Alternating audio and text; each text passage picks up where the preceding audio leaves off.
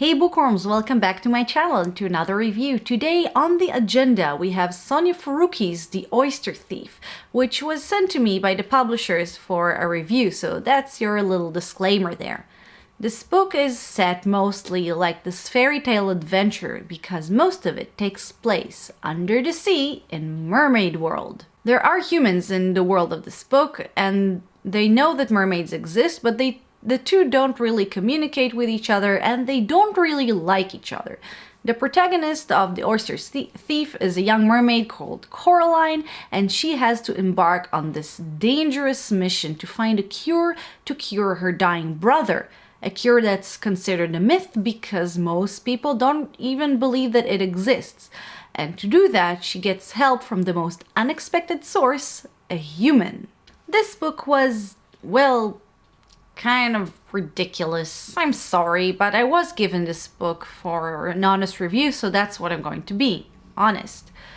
First off, it was a really cheesy romantic chitlet, which is totally not my style, but also I felt like the writing was very lacking and, well, quite frankly, I thought it wasn't written very well. I don't mind reading books that aren't my favorite genre as long as they are written well. So, as always, let's get into more details, starting with the positives. The story does have potential. The idea was really cute. The thing that even made me consider reading this book was the fact that it doesn't take place in our world, but in the world of mermaids. Also, she had added some kind of cute little touches about the daily lives of the mer people, like explaining about different kinds of algae and the fact that Coralline has this really bad habit of swimming out of the window instead of out of the door, which is considered pretty rude. So that was kind of cute. Also, at the end of the book, you do get some really nice character development. Unfortunately, it's ruined mere moments later by her just explaining very literally what this character development was.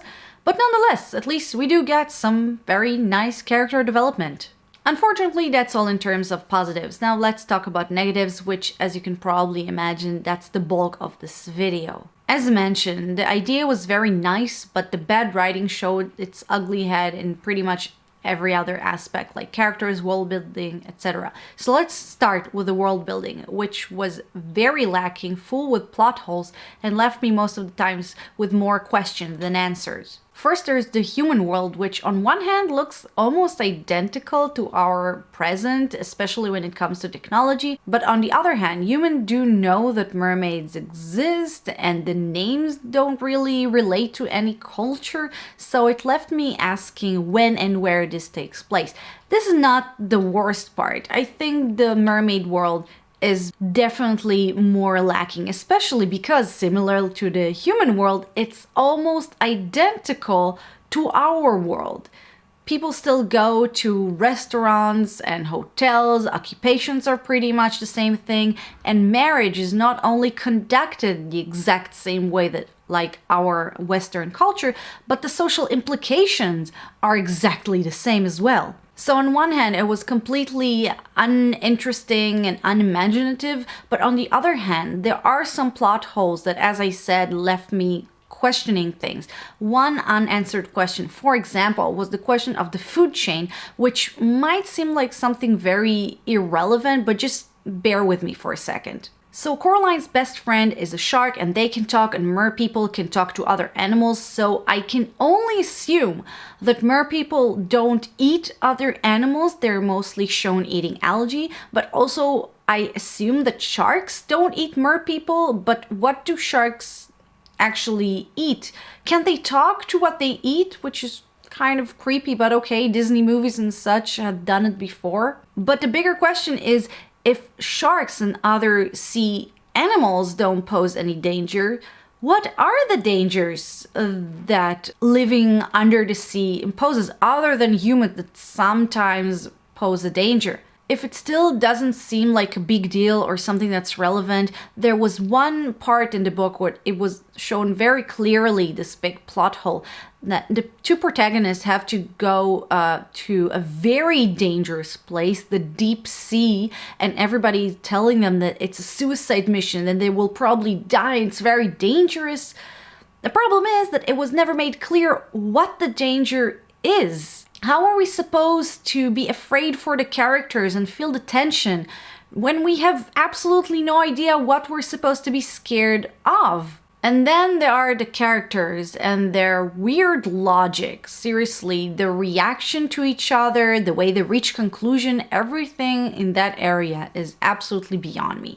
First of all, a lot of characters were so ridiculous it was almost cartoonish. Like this one mermaid that tells Coralline, "I will steal your fiancé before your wedding, and if you'll marry you, it will kill me." Like, who talk like that? And basically the whole book is possible due to the fact that the characters just believe everything they hear and everyone and just reach the conclusion based on zero evidence. For example, you have a character and a very heavy object almost falls on him and kills him. Conclusion, somebody is trying to kill him. It's not an accident, not just an act of sabotage, maybe he's trying to kill someone else. No, the conclusion is that somebody is trying to kill our protagonist. And who's trying to kill him? Well, he just looks around and sees that everyone who should be there are there, except one person, so that person is the one who's trying to kill him. Makes sense, right? Or when another random character we've never seen before goes to another character and tells him that everything he thought about his life is a lie. Of course we're going to believe him, right? Seriously, it's like all the characters in this book took all their life lessons from a very bad, childish children's book. It made me question, and I'm sorry for saying that, but it made me question just how old the author was and how old the target audience should be. But wait, I'm not done yet. The pacing was also weird, with paragraphs ending so abruptly. I honestly thought there was something wrong with my ebook copy. Or you will have a part where the characters are in the middle of running away from something only to cut to the next paragraph when they're already on the way somewhere else. Or it will just jump into the middle of the next scene only to go back to explain how they got there. And there is also the show don't tell rule that really doesn't exist in this book.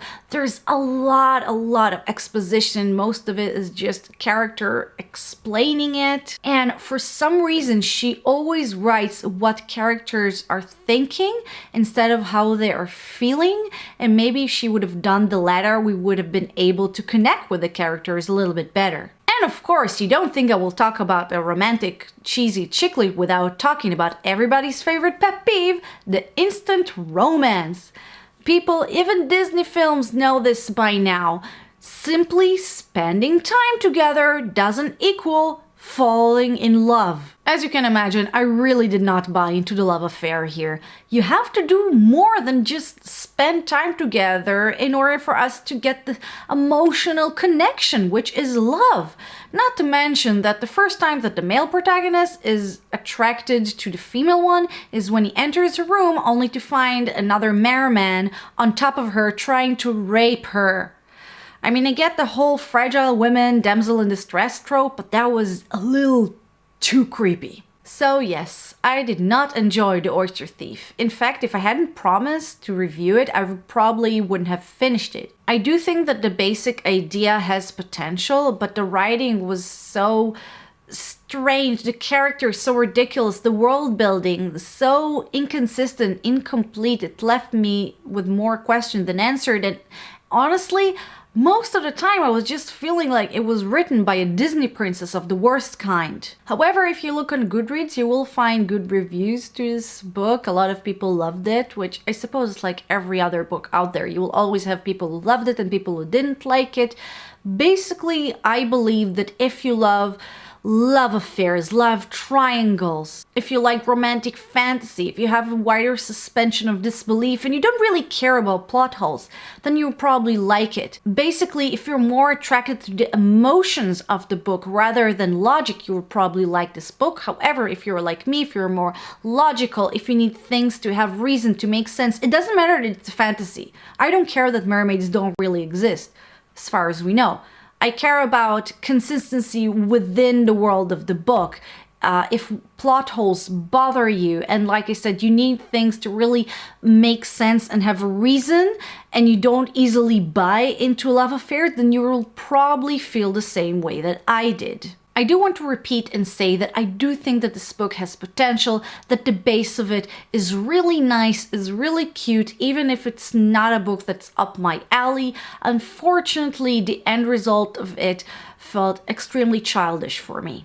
And that's it for my review, guys. Thank you very much for watching. I really hope you enjoy it. If you did, don't forget to click like to show your support, subscribe to my channel, and also, since we're talking about romantic books, write down in the comments section, what is your requirement in a book so that you will be invested in a romance? Or what are the tropes that will, regardless of genre and storytelling, will totally ruin a love story for you? A bit of a complicated question, I have to think of my answer. But nonetheless, I want to hear what makes a good romance in a book for you. So guys, again, thank you very much for watching this review. Join me next time in the next video where I'll be talking about my favorite and least favorite books of 2018. Will this book be there? You'll just have to wait and see. So I'll see you there. Bye bye.